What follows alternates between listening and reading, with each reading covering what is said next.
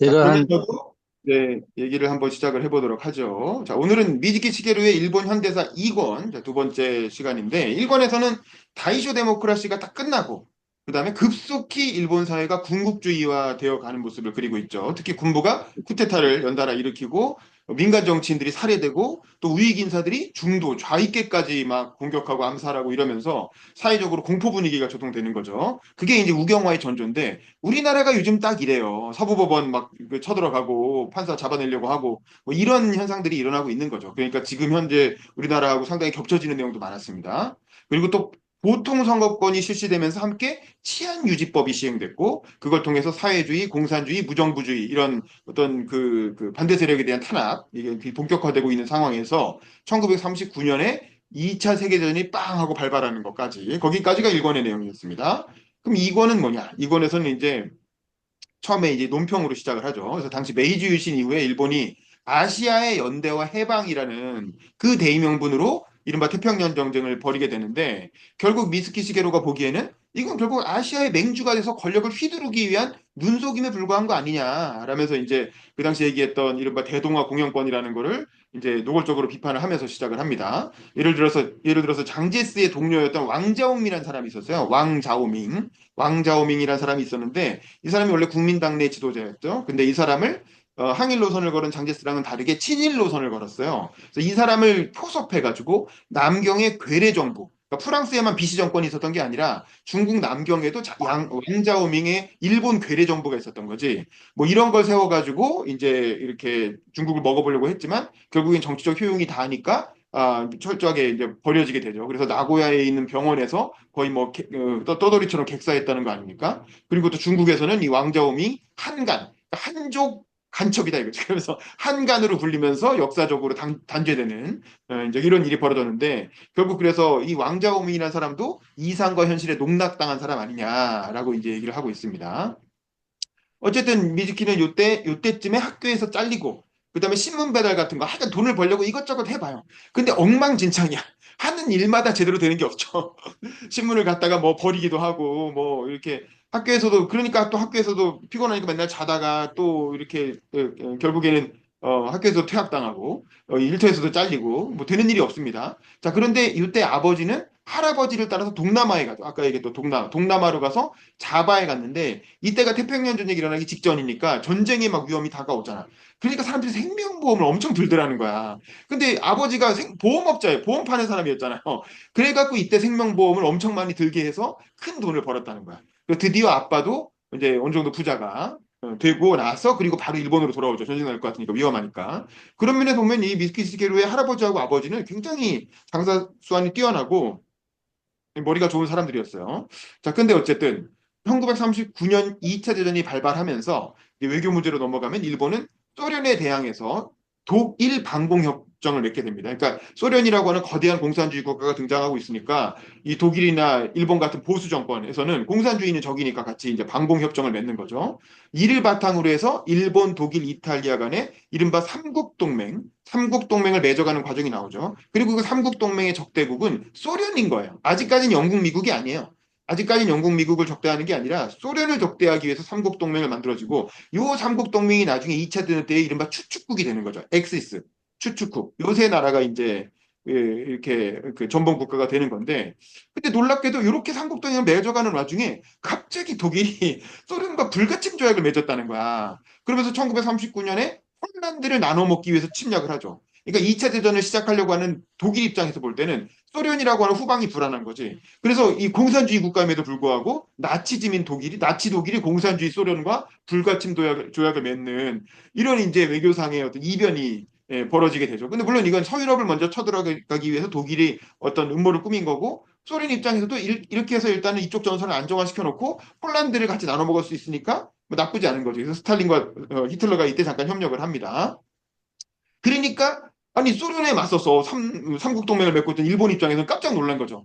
그러면서 당시 내각이 복잡 괴이한 새로운 정세다라면서 이제 도저히 이게 감당할 수 없다 그러고 내각이 총사퇴하는 일이 벌어집니다. 왜냐면 소련에 맞서서 그 외교를 피고 있었는데 갑자기 독일이 소련이랑 협정을 맺었다 그러니까 뭐 그런 사태가 벌어지죠. 그래서 본격적으로 유럽 전쟁이 이제 시작이 되니까 그때서는 버스를 놓치지 말자. 이때 이제 유명한 슬로건이 그거였다는 거예요. 일본에서 버스 놓치면 안 된다. 지금 이제 이 독일하고 이탈리아가 치고 나가는데 우리도 빨리 그 버스에 탑승해야 된다라고 하면서 삼국 동맹을 베를린에서 정식으로 체결을 하게 되고 요때쯤에 미즈키 시게루를 인터뷰하는 장면이 나오죠. 요교가 보면 이제 이 당시에 청년들 입장에서는 죽음을 당연시하는 우울한 분위기가 사회에 만연했다는 거야. 왜냐면 이게 본능적으로 알잖아요. 이렇게 일본 지금 세계대전으로 빨리 들어가고 있고 몇 년 뒤엔 청년들은 싹 다 징집당할 거고 징집당하면 보나마나 전쟁터에서 죽을 거다라는 생각을 다 하고 있기 때문에 굉장히 우울한 분위기 속에서 뭐 신문 배달이나 가끔 하면서 빈둥빈둥하고 학교에서도 낙제받고 또 학교에서는 교련 수업이 강화되고 그 예비역 장교 출신들이 학교에 직접 들어와서 칼 차고 다니면서 군사훈련 시키고 그러니까 다들 군대 갈 준비하고 있는 그런 분위기가 이제 무르익게 되죠. 이 상황에서 제가 봤을 때 1940년에 마지막으로 일본이 2차 대전에 빨려 들어가지 않을 수 있는 마지막 기회가 생겨요. 이게 뭐냐? 고노에 후미마루 총리입니다. 고노에 후미마루 마지막에 고노에 총리, 고노에 내각이 성립하면서 이 사람이 대정 익찬회라고 하는 걸 만들죠. 그러니까 자기의 어떤 여당으로 대정 익찬회라는 걸 만들어서 원래는 이 익찬회가 단순히 그냥 이렇게 어용단체가 아니고 군부를 견제하려는 당시 군부가 너무 폭주해가고 있으니까 군부를 견제하기 위한 지식인들의 모임이었다는 거예요. 그래서 그 쇼와 연구회라고 하는 지식인 모임을 싱크탱크로 두고 고노에 수상이 그걸 바탕으로 해서 정치를 피려고 한 거지. 그래서 여기서 이제 요 쇼와 연구회가 일종의 책사 역할을 하면서 군부의 움직임에 제동을 걸고 또 경제 개혁하고 화평교섭. 화평교섭이라는 건 주로 영국, 미국 쪽이죠. 영국, 미국 쪽과 화평교섭을 하려고 했다는 거야. 이때가 어쩌면 일본이 패전을 피해갈 수 있는 마지막 기회였고 저는 이 장면을 보면서 되게 안도의 한숨을 내쳤어요. 만약에 이 고노에 총리의 구상이 성공했으면 우리나라는 지금도 식민지입니다. 그랬으면 우리나라는 해방이 안 됐을 거예요. 지금도 일본 치하에서 식민지로 살 거야. 근데 다행히 이제 이게 실패하게 되는 거죠. 그래서 전쟁으로 빨려 들어가서 우리가 해방이 되게 된 거죠. 근데 어쨌든 이렇게 그 쇼와 연구회가 움직이는 거를 마치 요즘 우리법 연구회 비판하듯이 당시에서도 군이나 재벌에서 저놈들 빨갱이 아니냐라면서 막 공격을 하기 시작했고 그래서 내각 직속 기획원이라는 게 있었는데 고노의 직속에 거기에 혁신 관료하고 공산주의자들이 침투해 있다. 이런 논란이 일어나면서 우리나라로 치면 국회 불합치 사건 같은 거죠. 그러면서 이제 그게 스캔들이 되면서 결국 대정 익찬회가 사실상 이제 해체되듯이 하고 군국주의를 떠받치는 국민을 동원하는 어용단체로 변질되게 된다. 그리고 쇼와 연구회는 해산되고 뭐 다 잡혀가고 뭐 이렇게 된다는 거죠. 그렇게 하면서 결국에는 이 민간 정권이 마지막으로 군부를 제동할 수 있는 기회가 사라지고 있는 겁니다. 이 1940년 독일에 패배한 프랑스에서는 비시 정권이 세워지죠. 괴뢰 정부가 세워지고 북부 프랑스령 인도차이나에 일본군 주둔을 허용하게 돼요. 요 포인트가 되게 중요하다는 거예요. 이때까지는 일본이 아직 동남아에 침략하진 않았어. 근데 이 비시 정권이 들어오면서 동남아를 점령하고 있던 프랑스가 일본한테 아무래도 왜냐면 일본은 독일 편이었으니까 일본한테 말발이 약해지면서 우리 그럼 동남아에 조금 주둔할게. 왜냐면 거기 우리 교민도 살고 있으니까 약간 보호해야 돼. 그래갖고 동남아에 이렇게 일본이 살짝 발을 걸치게 돼요. 요게 결국 사실은 이건 동남아 진출을 통해서 결국 동남아의 풍부한 석유를 획득하기 위한 이제 전략이었던 거예요. 이때까지는 아직 중동에서 석유가 그렇게 뿜어져 나오기 전이었고 중동 석유를 이렇게 말라카 협을 통해서 갖고 온다 이런 루트가 없던 시절이에요. 근데 동남아에는 자원이 풍부하니까 이 군국주의 대국을 노리고 있는 일본 입장에서는 반드시 석유를 확보해야 되잖아요. 그래서 동남아 진출이 필연적인 거야. 국력 확장을 위해서는. 근데 요게 미스키스케르의 판단으로는 이게 결국 일본의 패망을 초래한 근본 원인이다 이거지. 동남아를 건드렸기 때문에 결국 필리핀을 식민지화하고 있던 미국과 충돌할 수밖에 없었고 동남아는 주로 영국, 미국, 프랑스, 네덜란드 이런 나라들이 먹고 있었잖아. 그런 나라들의 이권과 충돌할 수밖에 없었고 결국 2차 세계대전으로 태평양 전쟁으로 빨려 들어갈 수밖에 없는 게 이 중국까지만 먹으려고 했으면은 사실은 미국하고 부딪힐 일은 없었을 텐데 동남아까지 건드렸기 때문에 결국엔 태평양 전쟁으로 가서 일본이 패망하게 됐다. 뭐 그런 얘기입니다. 어쨌든 이때 일본의 마스오카 외상이라는 사람이 있죠. 이 사람이 나서서 소일 중립 조약을 먼저 맺고 이제 왜냐면 독일하고 소련이 불가침 조약을 맺으니까 그럼 우리도 소련하고 전쟁 안 할래라고 해서 소련하고 일단 중립 조약을 맺고 이 조약은 2차 대전 끝나고 1945년 일본이 핵폭격을 맞은 이후에야 이제 소련이 깨고 이제 공격하기 시작하죠. 그러면서 내심 독일 흉내를 내면서 이제 소련을 하지 않겠다고 했는데 이때 사실은 또 독일의 입장을 바뀌어서 몰래 또 소련을 기습 공격할 준비를 하고 있었죠. 이러면서 독일과 일본이 자꾸 엇박자가 납니다. 어쨌든 이런 과정에서 소련과의 갈등은 뒤로 밀어놓고 일본은 본격적으로 남방 진출을 하게 되는 거죠. 그러니까 ABCD 포이전이란 말이 나오죠. 그래서 ABCD, 그러니까 아메리카, 브리튼, 차이나, 그리고 D는 더치, 네덜란드. 요 네 나라가, 동남아 이권을 가지고 있는 네 나라가 일본이 쳐들어오니까 일본을 포위하기 위한 어떤 ABCD 포위 구도가 생겨났다라는 거죠. 자, 이러니까 이제 고노에 수상이 미국 통인 노무라 전 외무대신, 이 사람이 해군 대장인데, 이 사람을 주미대사로 워싱턴에 파견을 합니다. 그래서 미국의 헐 국무장관과, 그 당시 국무장관 이름이 헐이었어요, 헐. 그래서 헐 국무장관과 절충을 벌이는데, 그래갖고 결국엔 미일 양해안을 이제 만들어 오죠. 이게 뭐냐? 일본군은 중국에서 철수한다. 그리고 미국은 중일 관계를 조정하기 위해 노력한다. 그리고 고노에 수상과 루즈벨트 대통령이 정상회담을 한다. 이걸 통해서 이제 미국과 일본 사이 관계 개선을 하자라고 하는 이제 미일 절충안을 만들어 온 거야. 이게 이제 그러면서 미국이 주장한 네 개 원칙은 뭐냐? 영토와 주권 존중, 그리고 내정 불간섭, 그다음에 통상 평등, 그리고 태평양의 평화적 안정. 요 사 원칙 하에 정상회담을 하자, 미국하고 일본이. 요게 이제 당시 고노에 수상이 추진했던 미일 절충인데, 그러니까 이 당시에는 뭐가 됐다 해가지고 내각을 환영했지만 이 삼국 동맹을 한 주역이었던 마스오카 외상은 반대를 했다는 거죠. 이게 뭔 소리냐? 우리가 지금 삼국 동맹이 중심이고 미일 교섭은 부차적인 건데 왜 이것 때문에 이걸 못 해야 되냐? 이거 반발을 하니까 양해를 수정하려고 했더니 미국이 거부하고 그러니까 고노에 내각이 아니 마스오카가 너무 골치 아파도 얘가 너무 외통수라 문제다 그러면서 얘를 사퇴시키기 위해서 내각이 먼저 총사직을 하고 그다음에 마스오카 외상만 빼고 나머지가 다시 취임함으로써 3차 고노에 내각이 들어오는 방식으로 마스오카를 빼고 가려고 합니다. 근데 이렇게 해가지고 정치권은 미일 교섭으로 나아가고 있는데 군부가 반발을 하는 거지. 실제로 군사력을 쥐고 있는 군부 입장에서는 뭔 소리냐. 지금 우리는 지금 동남아에 지금 자원을 다 먹어야 되는데 군이 반발하면서 시간을 끄니까 그 사이에 미국의 입장이 싹 바뀌어갖고 아유 그럼 됐어 그냥 일본하고 안 해. 그리고 영국의 처치라고 회담을 했다는 거죠. 그러면서 고노에가 그 미국과 정상회담할 수 있는 기회를 놓치게 되고 그러니까 거봐 쓸데없는 정치권은 쓸데없는 짓 하지 말고 우리나 따라와 라면서 군 통수부가 교섭보다는 차라리 개전을 해야 된다. 차라리 저 미국 놈들 건방진 미국 놈들 그러니까 우리한테 지금 중국에서도 다 빠지고 동남아는 건들 생각도 하지 마 이 얘기잖아. 우리가 어떻게 피를 흘려가면서 여기까지 왔는데 이제 와서 먹은 영토를 군 입장에서는 자기들이 피 흘려서 확보한 영토를 정치권이 양보하라고 하는 건 받아들일 수가 없는 거죠. 그러니까 안 돼. 차라리 미국하고 일전을 치르자. 이거 미국 말대로 우리 이렇게 다 중국에서 철수하면 우리나라는 그냥 일본 안에 고립돼가지고 말라 죽는다. 이럴 바에 그냥 한번 붙어보자. 이 군인이라는 건 머리가 그렇게 돌아가게 돼 있어요. 군국주의 사회에서는. 그러니까 이제 군 내에서도 그 양론이 일어나죠.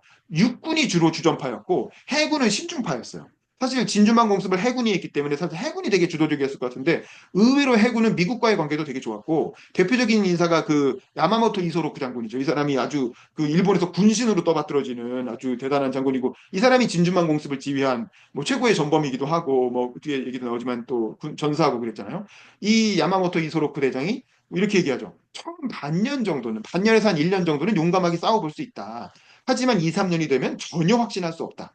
왜냐하면 이게 군사력의 보급이 중요한데 전쟁이 길어지면 근데 종합적인 국력에서 도저히 미국의 생산력을 따라갈 수가 없다는 거죠. 그래서 처음에 한 방은 빵 때릴 수 있지만 그 다음부터 전쟁이 장기화되면 그러면 감당 못한다라고 야마모토가 얘기를 하지만 당시 분위기상 전쟁을 안 할 수가 없는 거야. 그 전쟁 안 하겠다고 하면 너 겁쟁이지, 비겁자지 이렇게 나오니까 이게 군국주의라는 게 무서운 게 그런 거죠. 이게 완전 그룹 싱킹 다 똑같은 생각하는 놈들끼리 누가 더 강경한 의견을 내냐. 이거는 사실 똑같은 거예요. 이게 좀 윤석열 지지 세력도 똑같고 이재명 지지 세력도 똑같아요. 자기들끼리 모여서 회의하면 누가 더 세게 얘기하냐, 누가 더 선명한 얘기냐 이걸로 붙게 돼 있거든요. 그리고 더 선명한 얘기하는 사람이 더 인기 끌게 돼 있거든. 이게 군대도 똑같은 거예요. 일본 군국주의 상황도 더 세게 얘기하는 사람이 더 정당성이 생기고 더 힘을 갖게 되는 거죠. 그러다 보니까 결국에 이제 고노의 수장은 자신감을 잃고 야 이거 안 되겠다 도저히 내 능력으로 안 되겠다라고 해서 총사직하게 되고 이 고노의 수장이라는 사람은 나중에 밑에 주석 보면 2차 대전 끝날 때까지 살아 있었는데 2차 대전 끝나고 나서는 자살해요. 전쟁이 패전하는 걸 보고 나서는 자살하는 걸로 이제 생을 마감을 합니다. 어쨌든 그래서 군을 견제할 수 있는 마지막 민간 정치인이 사라지게 되는 거죠. 그러니까 일본 천황이 어떻게 하느냐? 안 되겠다. 차라리 그러면은 육군 대장을 총리를 시켜보자. 그래서 나온 게 그 유명한 도조 히데키입니다. 우리는 도조 히데키를 거의 히틀러 수준의 전범으로 생각하지만 실제로 보면 도조 히데키는 약간 좀 애매한 소심한 사람이었고 오히려 약간 통제파에 가까운 사람이었던 것 같은데 그렇더라도 어쨌든 이 육군 대장을 통해서 왜냐하면 민간 정치인이 군을 컨트롤 못하니까 아예 육군 대장을 총리를 시켜갖고 군을 통제해 보자는 생각으로 도조 히데키를 총리를 시키게 되는 것이죠. 근데 어쨌든 이렇게 미일 교섭이 결렬되고 나니까 일본은 진주만을 기습 공격하는 얘기. 그 명령어가 도라 도라 도라였다는 거잖아요. 그러니까 그냥 막 이렇게 폭격을 했다는 거죠. 그리고 전술적으로는 대성공이었지만 이게 루즈벨트한테는 속으로 엄청 좋아했다는 거죠. 왜냐면 루즈벨트 입장에서 2차 대전에 참전해야 되는데 미국의 국익을 위해서는 참전해야 되는데 미국 국민들이 싫어하는 게 문제였거든. 우리가 직접 침략당한 것도 아닌데 저 유럽, 일본을 왜 들어가느냐라고 해서 미국 국민들이 반대하는데 이 진주만 공습 때문에 엄청난 개전 여론이 일어나면서 복수 여론이 일어나면서 덕분에 개전을 할 수 있게 됐고 이게 루즈벨트한테 천우신조였다. 뭐 이런 얘기를 한 점이 나오죠. 어, 어. 자, 이렇게 하면서 본격적으로 태평양 전쟁이 빠방 하고 발발을 하게 됩니다. 그러니까 일본은 기다렸다는 듯이 신속하게 말레이시아, 싱가포르, 태국 등 이제 동남아 각국을 쫙 침략해 들어가죠. 이때 그리고 태평양으로 가면 과달카날 섬 뭐 이런 태평양에 있는 각 섬들을 하나하나 점령해 나가고 여기가 나중에 미즈키시게로의 복무지가 되게 되는 거죠. 특히 말레이 해전에서는 전통의 강자인 무려 영국 해군하고도 교전을 벌여서 영국 해군은 사실 전 세계 가장 최강의 해군이잖아요. 근데 그 최강의 해군인 영국과 일본 해군이 교전을 벌여서 두 척을 침몰시키고 거의 뭐 비등비등하게 싸우고 거의 승전을 했다는 거잖아요. 그러니까 처칠이 그 소식을 듣고 그게 아마 뭐 프린스 웨일즈 호인가 뭐 이래서 이제 영국의 그 황태자를 상징하는 배 이름인데 그 배가 침몰했다는 거잖아요. 그러니까 처칠이 아주 한숨을 쉬었다는 얘기가 나오고 이게 일본의 전성기예요. 일본 해군 초창기 아주 진주만 공습과 함께 그 미국도 깨고 영국도 깨고 완전히 이제 일본 해군이 세계 최고구나라는 그런 자뻑에 빠지게 되는 이제 그런 시기죠. 그리고 이때 동남아 공격을 순식간에 빨리 치고 들어갈 수 있었던 건 공병 부대가 주로 활약을 했다는 거예요. 공병 부대가 뚝딱뚝딱 뭐 이렇게 다리도 만들고 길도 뚫고 이러면서 순식간에 그 이동로를 확보했고 그 동남아 지형을 잘 활용을 한 거죠. 거기에다가 자전거 부대가 있었다. 왜냐면 여기는 이 차가 다니기엔 도로가 여의치가 않으니까 자전거를 이렇게 메고 다니면서 웬만하면 자전거 타고 이동하면서 쑥쑥 이렇게 진도를 뺐다는 거예요. 그래서 이제 요거는 이제 유튜브 영상에도 보면 자전거 타고 가는 그런 장면이 나옵니다. 이때 이걸 담당하기 야마시타 장군이라고 하는 사람이 담당했고 거기다 시마다 전차대라고 하는 일본의 그 탱크 부대. 일본의 탱크 부대는 사실은 나중에 미국 탱크하고 붙었을 때는 순식간에 녹아 없어져 버립니다. 굉장히 방어력이 약해갖고 빵빵빵 미국의 바주카포로도 다 터져버리는데 어쨌든 이 당시까지는 아직 미국 전차 부대가 들어오기 전이니까 일본 탱크 부대가 아주 그냥 이렇게 무풍지대처럼 싹 쓸고 지나가면서 굉장히 빠른 시간 안에 동남아를 쫙 점령을 해버리죠. 아까 물어보신 게 우리가 몰랐던 동남아 이야기에 보면 요 파트가 좀 나와요. 요 파트가 나오는데 동남아 사람들이 크게 신경 안 썼다는 거야. 왜냐면 그 전에 이미 동남아라는 나라는 수많은 외침을 받았고 중국이 한번 왔다 다녀가고 뭐 정화의 원정이라든가 몽골도 심지어 한번 왔다 다녀가고 거기다 서양 침략자들도 왔다 다녀가고 수없이 그런 침략을 받았지만 결국엔 다 나갔기 때문에 일본이 이렇게 자전거 타고 왔을 때도 그냥 이렇게 동남아 사람들 이렇게 지켜봤다는 거예요. 그래 너네도 어떻게 하나 보자. 근데 너네도 똑같을 거야. 너네라고 다르겠어?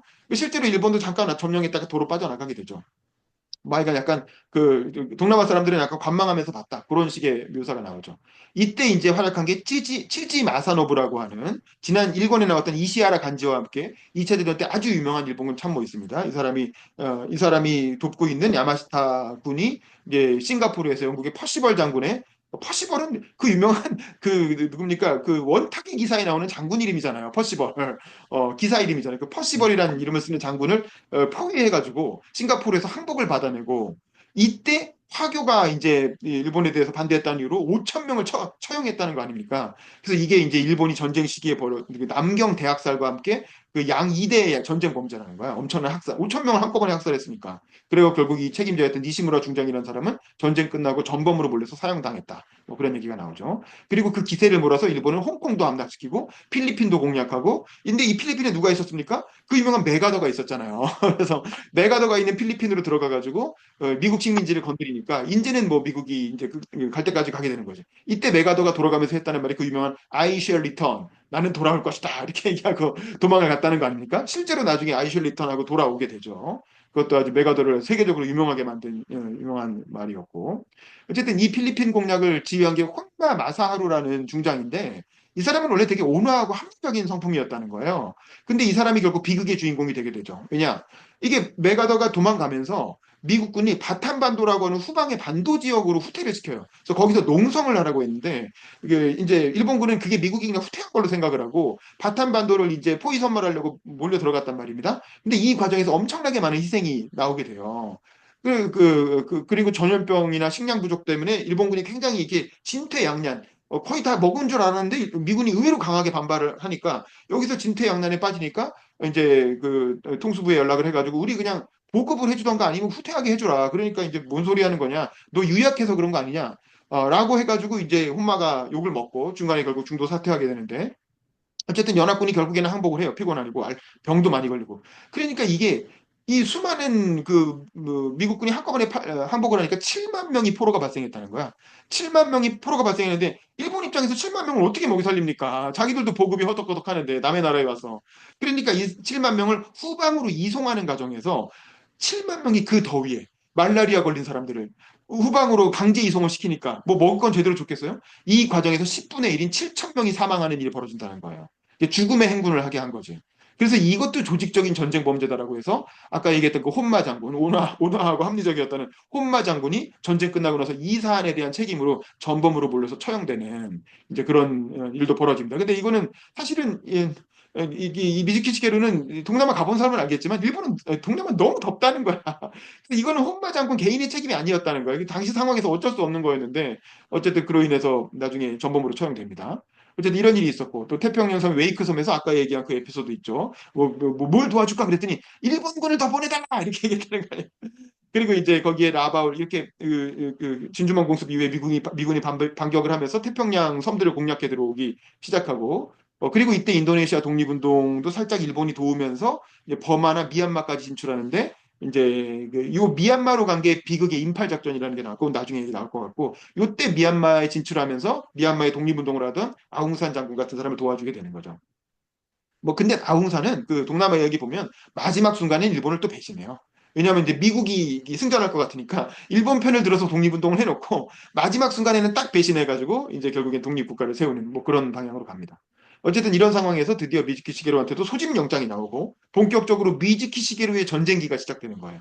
처음에 이제 고향인 도토리 현으로 돌아가서 입대를 하게 되죠. 처음 며칠은 좋았어요. 누가 건드리지도 않고 뭐 목욕도 시켜주고 그러니까 기분이 좋았지. 근데 이제 좀 지나고 나서 선임들의 폭행이 시작이 되는 거죠. 구타가 그냥 말도 못하게 두드려 패기 시작하더라는 거죠. 특히 싸대기를 다다다다닥 때리고 그다음에 이제 그 나막신으로 때리고 몽둥이로 때리고 예를 들면 뭐 천황 사진이 이제 신문에 나와 있었는데 그걸 모르고 실수로 밟았는데 그 어디 천황 사진을 밟냐 이러고 때리고 그다음에 이제 총기 관리를 이게 손재주가 그림만 그렸지 다른 걸 못하는 사람이잖아요. 그러니까 손재주가 없으니까 이제 총기 손질을 제대로 못하니까 녹슬었다고 해서 때리고 감히 천황폐하가 주신 총을 녹슬게 해 이래갖고 이게 우리로 치면 군대 시절에 전형적인 관심사병인 거예요. 사실 군대에 이런 애 있으면 하나 있으면 굉장히 골치 아프고 결국 이런 애 전쟁 나면 제일 먼저 죽거든요. 근데 희한하게도 미스키 시게루는 운이 좋아서 그런 관심사병인데도 불구하고 끝까지 살아남았다는 거죠. 그래서 이걸 기록으로 남겼으니까 정말 대단한 사람입니다. 어쨌든 당시 일본은 파죽지세로 동남아랑 태평양의 섬들을 쫙 점령해 나가면서 그야말로 제국다운 제국을 만들어가고 있는 시기였기 때문에 어떻게까지 생각했냐면 일본 군부에서는 이대로 가면 독일과 함께 남미로 상륙을 하고 남미와 북미 사이를 차단하고 파나마 운하를 파괴하고 그다음에 캘리포니아의 유전지대를 점령해서 미국 전역으로 공격해 들어간다. 그러니까 중국뿐만 아니라 미국까지 점령하겠다. 이런 거 완전 망상에 빠져 있는 거죠. 그러니까 초창기에는 워낙 개전 상황이 좋았으니까 그냥 뭐 이렇게 쫙 이렇게 가니까 이제 그런 생각을 하고 있었던 거죠. 그랬는데 이때 두리틀 공습이라고 해서 미국이 진중한 공습 당하고 나서 우리도 뭔가 상징적인 보복을 해야 되지 않느냐라고 해서 실질적인 피해는 크게 없었어요. 하지만 이 두리틀이라고 하는 지휘관이 이렇게 그 폭격기 편대를 편성해 갖고 한 열 몇 대가 한꺼번에 떠서 항공모함에서 떠가지고 일본 본토 위를 지나가면서 폭탄 몇 개 떨어뜨리고 그 다음에 세울 데가 없잖아. 착륙할 수가 없으니까 일본을 지나가가지고 중국으로 갑니다. 그냥 중국으로 가서 거기 뭐 정해진 활주로도 없어. 그냥 아무데나 내리는 거야. 그래갖고 중국에서 포로가 돼요. 근데 그렇게 될 게 뻔함에도 불구하고 일종의 뭐또그 사람들이 다 죽진 않았는데 일종의 자살 공격을 하는 거죠. 왜냐하면 이 진주막 공습당하기 너무 억울하니까 뭔가 한 방 보여줘야 된다고 해서 드리틀 공습 작전이라는 게 시행이 되고 이때 일본이 큰 정신적인 충격을 받게 돼요. 왜냐하면 실제로 군사적 피해는 크지 않았어요. 근데 그냥 우리 편 비행기의 오발인가 이렇게 생각했는데 사실은 일본 본토가 공습을 당한다는 건 당시만 해도 일본 해군이 건재하던 상황이기 때문에 일본 본토가 일본의 방공망을 만든다는 건 일본 해군을 모욕하는 거다. 무슨 소리 하는 거냐. 일본 신성한 천황의 영토인 일본이 뚫릴 리가 있느냐. 뭐 이딴 소리 하고 있었는데 이제 그게 아니었다는 거죠. 그리고 이때쯤에 시게루는 이제 군에서 이제 현장으로 가기 전에 맞으면 파인애플 보급이 나와갖고 너무 파인애플이 먹고 싶은데 이게 선임들이랑 같이 내무반에서 먹으면 선임들한테 뺏길 것 같으니까 몰래 이렇게 옥상인가로 도망 나와갖고 혼자 먹으려고 하는데 따기를 안 갖고 왔다는 거예요. 그래갖고 총적인 힘을 발휘해서 손가락으로 양초를 뚫어가지고 그걸로 이제 파인애플을 이제 먹었다. 그러니까 그만큼 먹성이 좋은 이제 식탐이 엄청난 사람이었다는 얘기가 나오죠. 근데 나중에 해보려고 그러니까 나중엔 안 되더라는 거야. 근데 그때는 그걸 했다라는 거죠. 그러니까 그래서 미즈키는 처음에는 원래 나팔병에서 원래서 나팔병은 편한 보직이잖아요, 솔직히. 근데 이게 나팔이 잘 안 부러졌다는 거예요. 그러니까 자기 나팔도 못 불겠는데 자꾸 나팔 못 분다고 때리고 이러니까 짜증나가지고 인사참모한테 그래서 저 나팔병만 안 하게 해주시면 안 됩니까? 라고 자꾸 쫄랐다는 거예요. 그러니까 아니 이 나팔병 되게 땡보직인데 사실 후방에서 편한 보직인데 이걸 안 하겠다 그러니까 그래 너 그럼 북쪽이 좋아 남쪽이 좋아? 남쪽이 좋죠 그랬더니 알았어. 그래갖고 태평양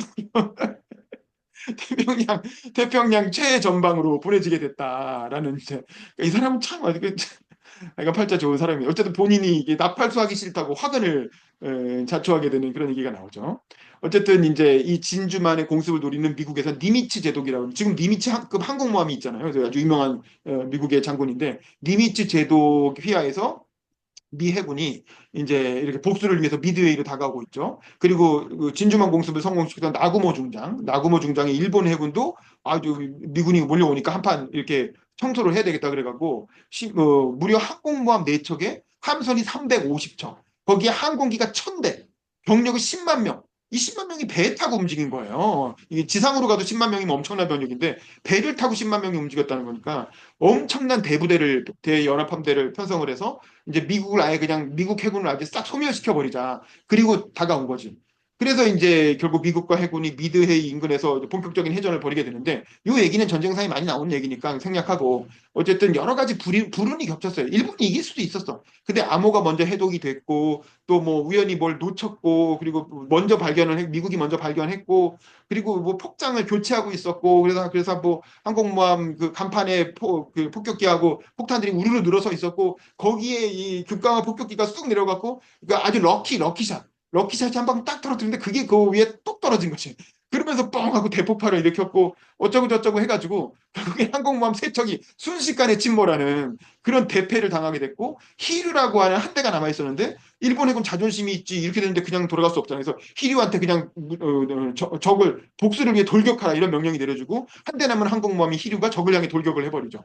그래갖고 결국에는 뭐 하나 미국 항공모함을 이제 침몰시키긴 했는데 그 항공모함은 또 다시 미국으로 돌아가가지고 수리해서 다시 나와요. 그러니까 결국에는 항공모함 4대를 다 잃고 그 일본이 완전히 쫄딱 이렇게 망하는 대패전을 하게 되는데 그러니까 군부는 대충격을 받게 되죠.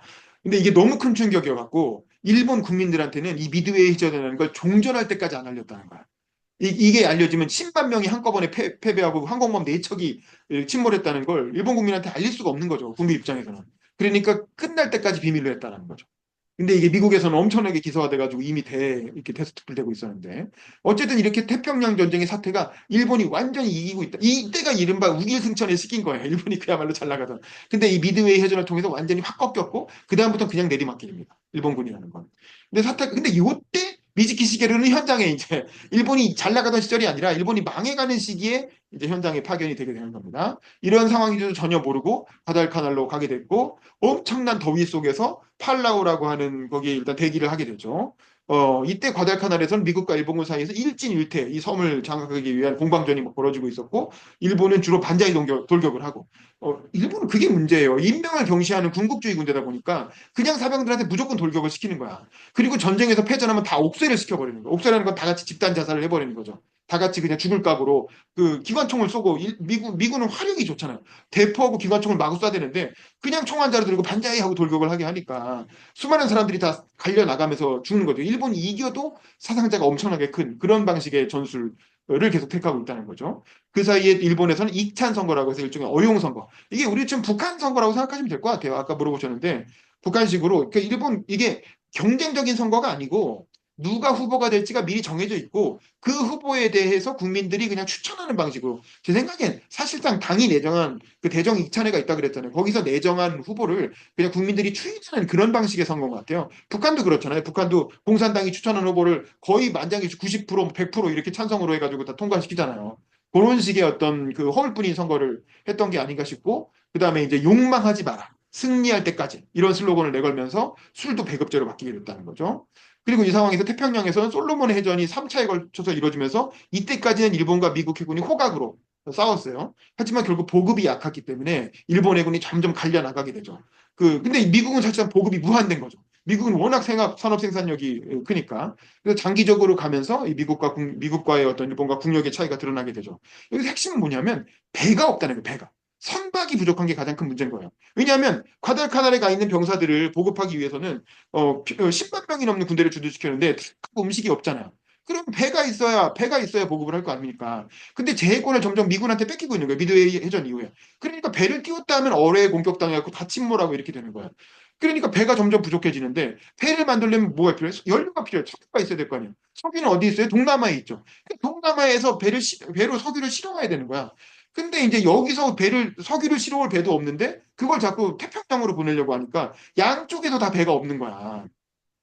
그래서 결국에는 이 선박이 없어갖고 군부 안에서도 도대체 이 배를 동남아로 보내야 되냐, 태평양으로 보내야 되냐, 이거 갖고 자기들끼리 싸움이 나고, 이 악순환의 반복, 장군들끼리 서로 주먹 다짐까지 했자는 거잖아요. 멱살 잡고 주먹으로 치고받고까지 했고, 도조 히데키 수상한테 심지어 이 다나카라고 하는 작전 부장이 야, 이 빠가에로 하면서 멍청한 놈이라고 욕까지.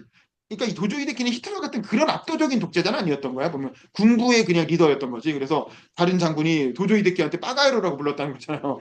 근데도 그 사람 뭐 처형하거나 그러지 않고 그냥 보직 해임시키는 정도로 뭐 그렇게 됐다는 거죠. 근데 어쨌든 그래서 퇴각을 얘기하고 싶어도 해군 입장에서는 퇴각하는 과정도 보통 일이 아닌 거예요. 10만 명을 퇴각시킨다는 게 배를 띄웠다면 다 격침되는 상황에서 퇴각하기도 어려운 거죠. 그러면서 이러지도 못하고 저러지도 못하는 그런 진퇴양난에 이미 빠져버린 겁니다. 이때부터 이제 일본은 완전히 그야말로 어떻게 할 수 없는 진흙탕, 수렁에 빠져버리게 된 거죠. 이때 일본의 군신이라고 불렸던 그 진주만 공습을 성공시켰던 그 군대의 영웅이었던 야마모토 이소로 부장군이 이제 전사를 하게 되는 거죠. 이 사람도 별 수가 없는 거예요. 해군 장관인데 포급을 못 받으니까 뭐 전쟁을 할 수가 있냐. 그래서 비행기를 보내달라 그랬더니 비행기가 없어. 이미 다 미드웨이에서 이미 다 떨어졌고 새로 만들 그 석유도 없고 자원이 없으니까. 그러니까 결국에는 이거 나 결국에는 이 전쟁은 졌구나라고 생각을 하고 일기에 그렇게 썼다는 거예요. 소생의 생명도 한 100일 정도밖에 안 남은 것 같다. 그러니까 이 야마모토는 이때 전사하지 않았더라도 나중에 아마 자결하던가 뭐 그런 생각이었던 것 같아요. 왜냐하면 뭐 전쟁에 진 이 당시 이 사무라이 정신으로 전쟁에 진 장군이 살아남을 이유가 없으니까 그랬는데 마지막으로 장병들한테 인사라도 해야지라고 생각하고 비행기를 타고 각 섬들을 돌아다니면서 장병들한테 인사를 하러 다녔다는 거야. 그러다가 암호가 해독돼가지고 야마모토 장군이 뜬다는 걸 알고 미국 니미츠 제독이 이건 진주만 공습의 전범이니까 반드시 격추해야 된다라고 해가지고 일종의 암살 부대를 보낸 거죠.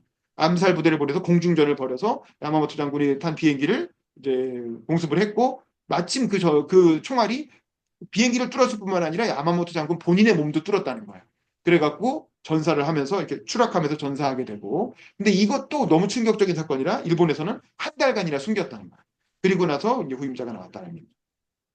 이때 미즈키는 팔라우에서 대기를 타다가 결국에는 전장이 라바울로 이동을 하게 되고 그래서 이제 하도 보급이 잘 안 들어오니까 먹을 게 없으니까 거기 현장에 달팽이가 우글우글 해가지고 달팽이를 구워 먹었다 이런 얘기가 나죠. 근데 미즈키 씨가 워낙 먹성이 좋으니까 남들은 야 이거 먹어도 돼 그러는데 프랑스에서는 달팽이가 아주 좋은 요리래요. 그러면서 자기가 막 금방 먹었다는 거예요. 그러니까 나중에 또 밤에 야 달팽이 먹은 놈 누구야 나와. 그래갖고 다 두드려 맞고 왜냐면 너 말라리아 걸리면 이질 걸리면 어떻게 하려고 달팽이를 먹어 이러면서 막 맞았다는 거죠. 근데 이질은 안 걸렸다고 합니다. 그래서 결국에는 이제 네, 과달카날 섬으로 가기 위해서 배를 타고 결국 이제 본격적으로 이제 출동을 하게 되는데 시나노마루라고 하는 러일 전쟁 때 그 러시아 함대를 탐지했던 그 유명한 전선 그게 아직까지도 다니고 있어가지고 그걸 타고 가는데 시게루가 이 배가 이렇게 낡았고 이렇게 낡은 배를 어떻게 가지? 라고 해서 선체를 한번 손으로 붙잡았더니 선체가 뚝 떨어졌는데 배 갑판이 자기가 손으로 뜯었다는 거예요. 그래갖고 선원한테 이거 손이 뜯어졌어 그랬더니 이 배 진짜 오래돼서 어뢰가 스치기만 해도 우리 침몰할 거야 이렇게 얘기했다는 거죠. 그래가지고 엄청 걱정을 했는데 진짜 기가 막힌 조타로 이 조타 실력에 의해서 어뢰가 막 날라오는데 기가 막히게 샬샬 이렇게 어뢰를 피해가지고 결국에는 이제 라바울에 도착을 했다라는 겁니다. 그래서 근데 이게 앞으로도 없고 뒤에도 없었다는 거예요. 이 선단이 한꺼번에 무사히 도착해가지고 병력을 보급한 사례가 미즈키 시게루가 온 게 마지막이었고 그 다음엔 다 침몰했다는 거죠. 그러니까 여러모로 진짜 운이 좋은 사람이에요. 그 어쨌든 그 라바울에 도착해가지고 이렇게 진지를 펴고 있어 보니까 하늘에서 공중전이 엄청 이루어지고 있는 거죠. 그래서 이때만 해도 일본의 제로센이라고 하는 제로기라고 하는 전투기가 굉장히 성능이 좋다고 해서 미군하고 호각으로 싸웠는데 근데 이제 미국도 좋은 전투기가 막 개발되면서 슬슬 경쟁력에서 밀리기 시작하는 거죠. 그러면서 일본이 자랑하는 제로센 전투기가 계속 떨어지는 거야. 그래서 특히 이 제로센은 빠르게 하기 위해서 모든 방어력을 다 뜯어낸 거예요. 몸무게를 가볍게 해야 되니까. 그러다 보니까 이 총알이 스치기만 해도 구멍이 뻥뻥 뚫리고 조종사를 보호하는 방탄 장치가 하나도 없는 거야. 그러니까 조종사가 바로 총격을 당해갖고 다 죽어버리고 그래서 이제 별명이 군인들이 보니까 제로센 툭 하고 떨어지니까 별명이 성냥이었다는 성냥. 성냥이라는 게 이제 이렇게 딱 스치기만 해도 불이 딱 붙잖아요. 그러듯이 총알이 스치기만 해도 불이 붙고 떨어진다 그래서 제로센을 그 일본 군들이 별명으로 성냥이라고 불렀다는 거예요.